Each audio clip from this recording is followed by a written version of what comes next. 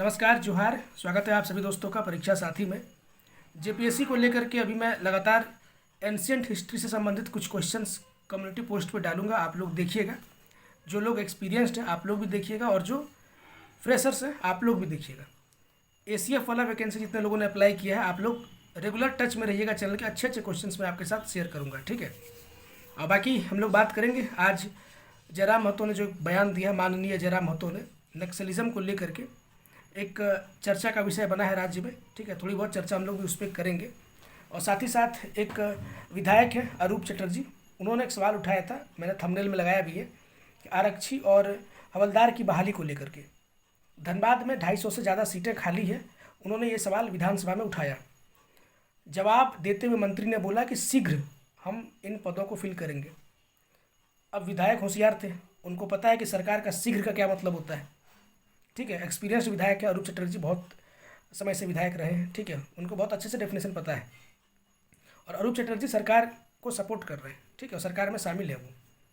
उन्होंने बोला शीघ्र नहीं, हमको टाइम बताइए, 2 महीना, 4 महीना, 6 महीना, साल भर, 2 साल, कितना टाइम लगेगा कि आप इन पदों को फिल करेंगे।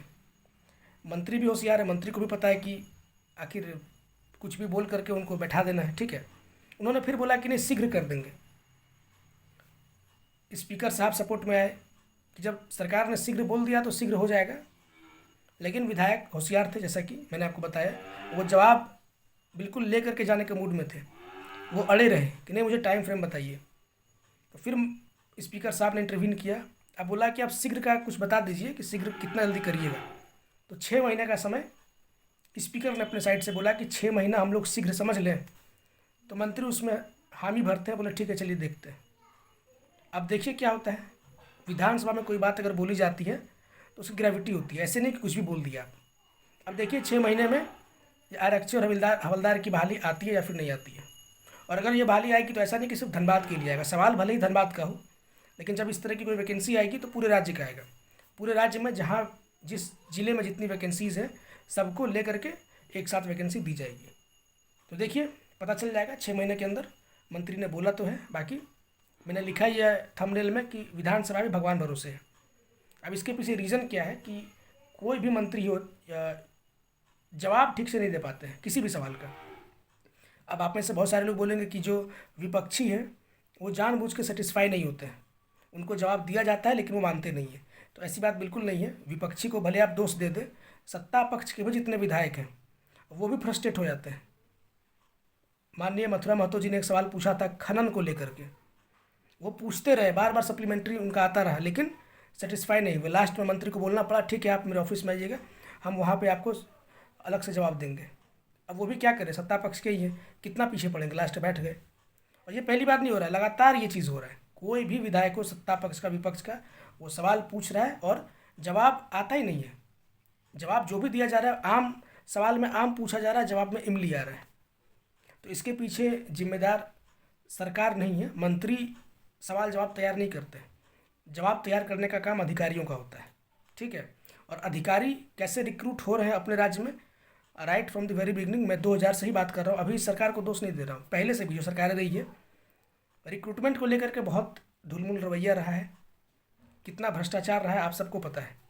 जो दागी लोग हैं आज बिल्कुल शीर्ष पर बैठे हैं और वही रिक्रूटमेंट कर रहे हैं। लाल साहब इसका बेस्ट एग्जाम्पल है, ठीक है। अभी आपने देखा होगा डीजीपी साहब को सीआईडी का भी प्रभार दे दिया गया है। तो ये तो आलम है इस राज्य का। उसके बाद फिर काम भी उसी तरीके से होता है।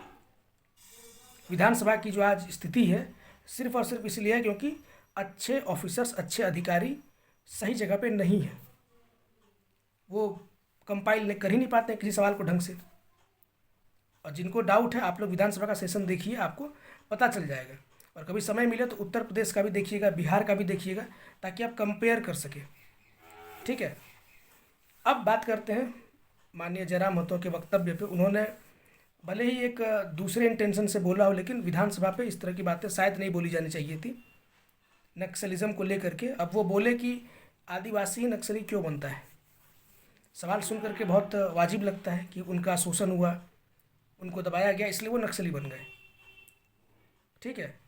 लेकिन ऐसी बात नहीं है।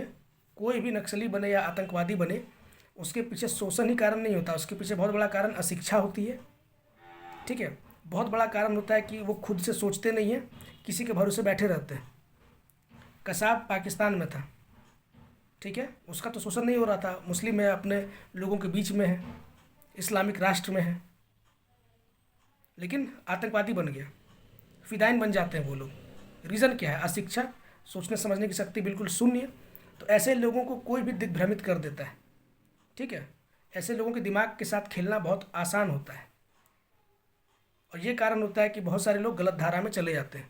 तो हर चीज़ को शोषण से रिलेट कर देना सही नहीं होता। शोषण शोषण हर एक समाज का हो रहा है, किसका नहीं हो रहा है आज की डेट में। तो इतना हल्का बात नहीं करना चाहिए था। और जैसा कि जवाब दिया शिल्पी नेहा तिर्की ने, बहुत ही शानदार जवाब था कि व्यवस्था में रह के ही चीज़ों को ठीक किया जा सकता है। ये बहुत पहुंची हुई बात उन्होंने बोली। आप व्यवस्था के विरुद्ध नहीं जा सकते, ठीक है। खैर, इस पर हम लोग कभी डिटेल में और चर्चा करेंगे, लेकिन ये बयान सही नहीं था जैसा कि मुझे फील होता है। और इतने हल्के शब्दों से जस्टिफाई कर देना नक्सलिज्म जैसी घटना को, शोषण हुआ इसलिए नक्सली बन गए, ये बिल्कुल भी सही नहीं है, ठीक है। बाकी आप क्या सोचते हैं कमेंट सेक्शन में आप लोग ज़रूर बताइएगा।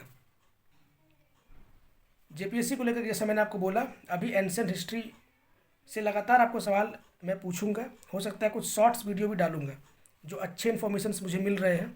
मुझे लगता है कि ये बहुत हट करके इन्फॉर्मेशन है, बहुत सारे लोग इसको स्किप कर सकते हैं या फिर नहीं पढ़ेंगे।